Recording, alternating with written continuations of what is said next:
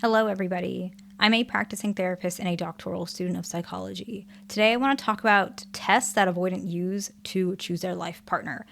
It is no surprise that, well, most people know that avoidants subconsciously test their partners due to the underlying fear of vulnerability, the fear of commitment, the fear of giving up their independence.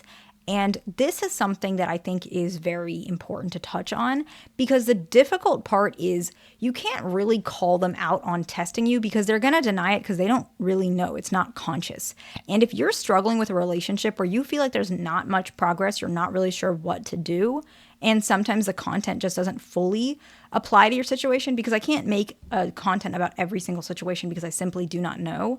You can book a call with me, a consulting call. It's pinned in the comments, or if it's easier for you, you can email me. I have an email service, and you can write as much details as you like because the only person that sees it is me. And so please do not worry. It will make it easier for you, and it will make it easier for me as well. Regarding consulting calls, you can also write as much details as it can fit because it'll just make it easier so that the session that we do have, I already have the background of it. So we can jump right into resolving and adjusting these things. And so let's first talk about avoidant attachment and what this occurs and why this is occurring.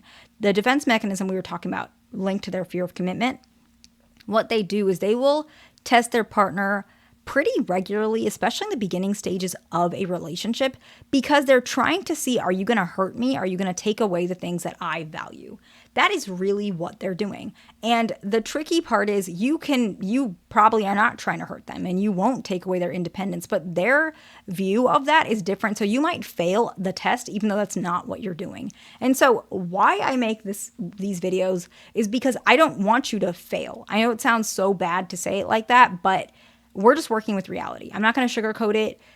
You can fail these types of tests even though you have every good intention for your partner. And I don't want you to fail. I want you guys to get into those relationships. I want you to be happy with the people you love, and I want them to heal as well. And this will help both sides. And so that's why this video is really important. And so the first one is one of the most common tests in the beginning of the relationship, okay? And most of these are going to be in the beginning of the relationship because that's usually where they test you. I've made some videos on the longer term relationships, which we will touch on as well. But I think these ones are more important because they get really confusing, okay? The first one is that I don't want a relationship. So another version of this is we're just friends, even though you're clearly not. And so this phrase is often a way to reduce pressure of commitment. It's not for them, it's for you, okay? And so this feels strange to anyone who's experienced this. This is really strange because the relationship acts like a relationship, but they don't want to call it a relationship. You guys might even be physically intimate and romantically involved. Like you guys might go on dates or you guys might hang out regularly. And for this reason, they're calling you friend, or they're saying they don't want a relationship, even if it is one. The reality is you guys are in a relationship, but the word relationship makes them feel like they have to live up to an expectation that they're afraid you have. It's all fear. You don't even have this expectation and they are afraid of it, okay? And so this is a response that may help. If they are saying they don't want a relationship, but they're okay with being what is it called? Like a situationship? Y'all, I don't know. I know there are so many words. Situationship, I think, is an older term, but there's a new one. I forgot what it's called. Whatever it is, this situationship or whatever it is, but you're in a romantic relationship, you want exclusivity, for example. You might say, that's fair. I at least want to be exclusive. Are you seeing anyone else? This opens the dialogue for a relationship conversation without saying we're in a relationship. That can really help, but what if they're saying you are just friends? You can't really say that. What you can say is that makes sense. I feel like what we have together is important, and I wouldn't want to put pressure on that. If you say it like that, they might feel comfortable with the fact that you are alluding slowly to the fact that you kind of know it's not friends, but it's really about pressure. And if you put it back on the wound that they're being triggered with, pressure, they will start building self-awareness too. You can say anything like, I don't want to pressure anybody. I can appreciate your perspective. That's never my intention to pressure you. I feel the same way, that we have a important bond, and I see you as a great person in my life. You're a special friend. You're a good person. You're a person that I feel very connected to. And I think that That's not something we need to pressure. Putting those things in that type of perspective can really help them to be more comfortable because, and I want people to understand this because this gets lost a lot. And it's something that I have to tell you guys constantly in session, which is good. I am more than happy to help you guys. But it also means that it's something that a lot of people are still missing. And you're not going to stay in this stage forever. A lot of you guys are like, oh yeah, I can stay like this for a couple years. I don't mind. I just want to know that this is what needs to be done. That's good. But I don't want you to stay in this for a couple years. I understand it can't always happen, but I want some progress with this. Let's say it's friends for like 2 or 3 years or whatever your timeline is, because your timeline is different than any other person's timeline. It's up to you.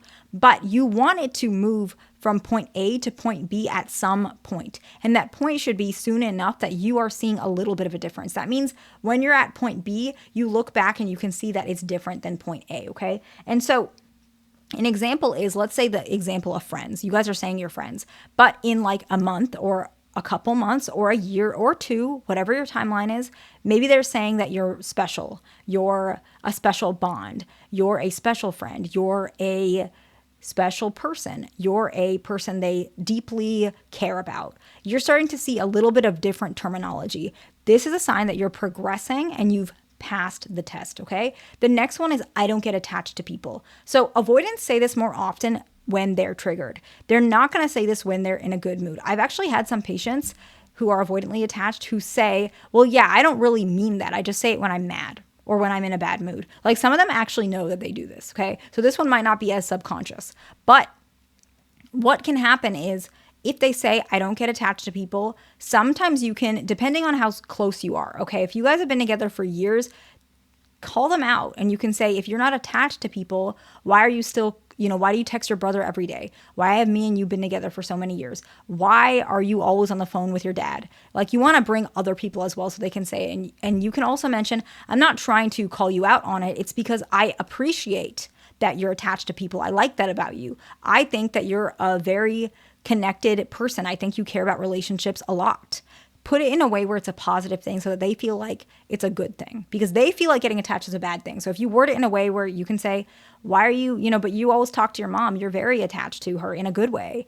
I think it's in a healthy way. I think it's balanced. I think you balance independence and attachment. And I think she is so grateful to have you as her son or her daughter. By wording it like that, they get more comfortable with that word. So it's one way to do it, challenge it. The other way is if it's in the beginning of the relationship, you can say, I can appreciate that. I appreciate the time that we spent together and I'll keep that in mind.